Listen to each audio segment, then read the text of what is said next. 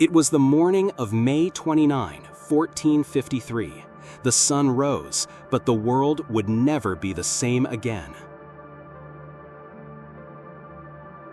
For over 1,000 years, Constantinople had stood unconquered, the jewel of Christendom, the last echo of the Roman Empire.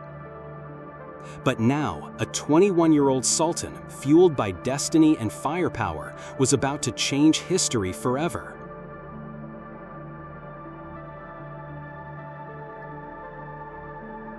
What happens when the world's most impregnable city meets the might of a new empire and loses?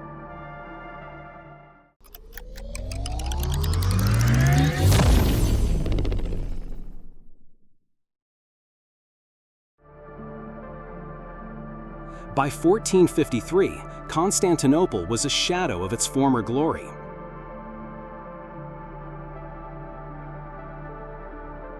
Once the heart of the Byzantine Empire, it now stood alone, surrounded by hostile forces, weakened by centuries of war, and desperate for allies that would never come.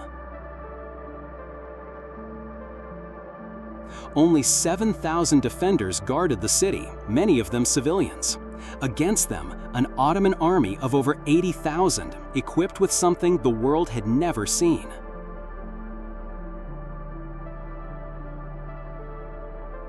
Mehmed II was just 21, but he was no ordinary ruler.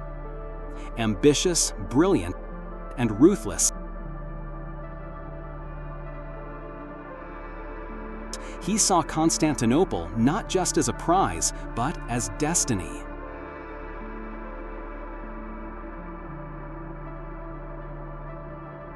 To breach the city's formidable Theodosian walls, he hired a Hungarian engineer named Orban, who built a cannon so massive it could hurl 600-pound stones over a mile. This wasn't just a siege, it was the birth of modern warfare. On April 6, the Ottoman siege began. For nearly 2 months, the city endured a storm of iron and fire. Day and night, cannonballs shattered stone.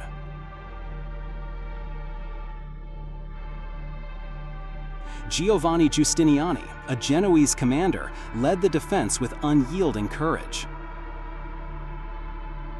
But morale was low, supplies dwindled. The Byzantines were outgunned, outmanned, and alone. Rome had once ruled the known world. Now it begged for help, and Europe turned its back. At 1:30 a.m. on May 29, Mehmed launched his final assault.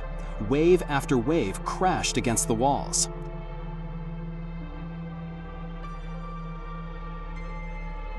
Giustiniani was gravely wounded. Panic spread. The Ottomans broke through a small, unguarded gate, the Kerkoporta, and just like that, the fate of an empire was sealed.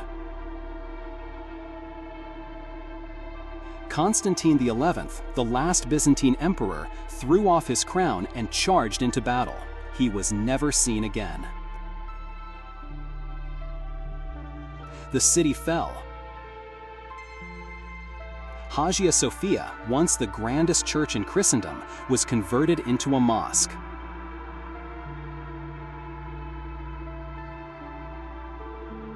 The Roman Empire, born in 27 BCE,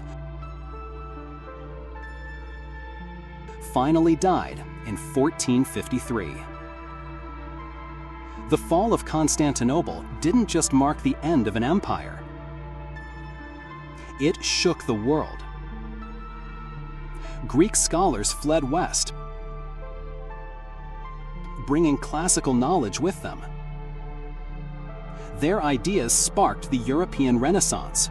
Meanwhile, with the land route to the east now blocked by the Ottomans, European nations began looking to the seas, paving the way for Columbus, da Gama, and a new age of global exploration. The Middle Ages didn't end in a whisper.